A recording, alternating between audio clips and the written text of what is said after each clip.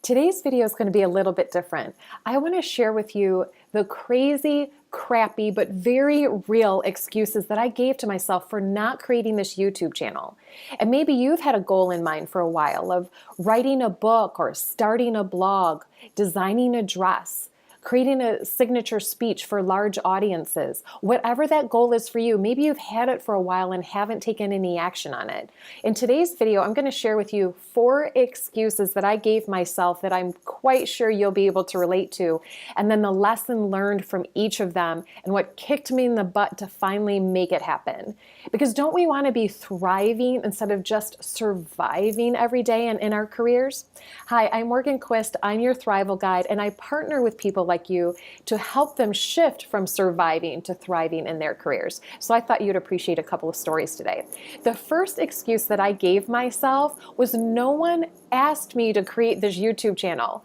So it's like I have points of view and content that I think will be helpful, but if no one's asking you, it's easy not to take action. For months I thought about it and no one knew I wasn't taking any action on it. So it's like you can use that and just get by and not take any action on it. The lesson that I learned is to pick something that you're passionate about.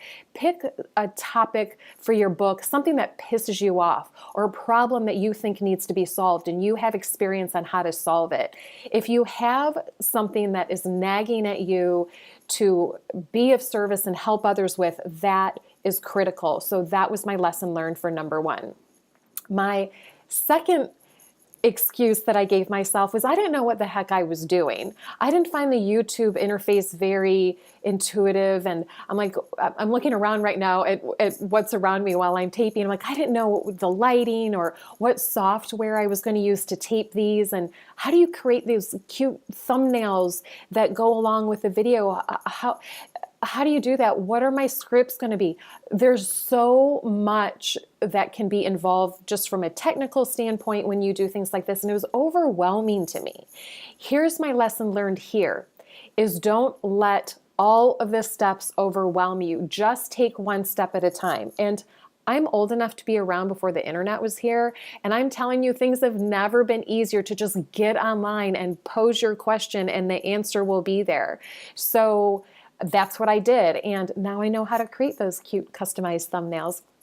And I'm shooting it, and it's not perfect, and I still have audio issues and things that I need to fix, but it's taking action. Take one step at a time. Maybe write 10 actions down and do one at a time and just check them off the list and then write down your next 10. But don't let it overwhelm you. That's number 2. Number 3, I'm like, do I need to go to the dermatologist before I shoot this video? I'm like, spots here, lines there. I have this video that's still up on my YouTube channel where like my hair's all messed up. I've got this funky thing going on. And I saw it and I'm like, do I retape this video? I'm like, no, I'm not going to retape this video. Like, the lesson learned here was you're your own worst critic. That's going to be true for all of us, and having some confidence to let that go, but more importantly, to focus on your audience. Focus on the being of service, focus on the message, and focus less on yourself. So that would be number 3 and my lesson learned there. The 4th is the craziness that occurred when I went to tape my first video. There's a building being constructed across the street. Trucks were backing up, the beeping was going on, the loud hammering, and then I'm like, oh no, I can still do this. And then the lawnmower, the next door neighbor started going, and it was just crazy. I'm like, maybe I don't tape it today. Maybe maybe it's not meant to be, and I don't tape it today and move forward. Yet another day of me not taking action. And my lesson learned here on a bigger scale is, how long do we want to sit in survival mode? How long do we want to be on this journey of getting by and having this nagging, fabulous idea in our heads that we're not taking action on? Aren't we ready to thrive? And so hopefully you can connect and relate to some of these excuses, and hopefully some of my lessons learned will help kick you in the butt to move forward, because we need your perspective. The right people will hear you and connect with what you have to say. That's what makes the world go around, is we connect with different books at different times, different songs at different times. So there you go.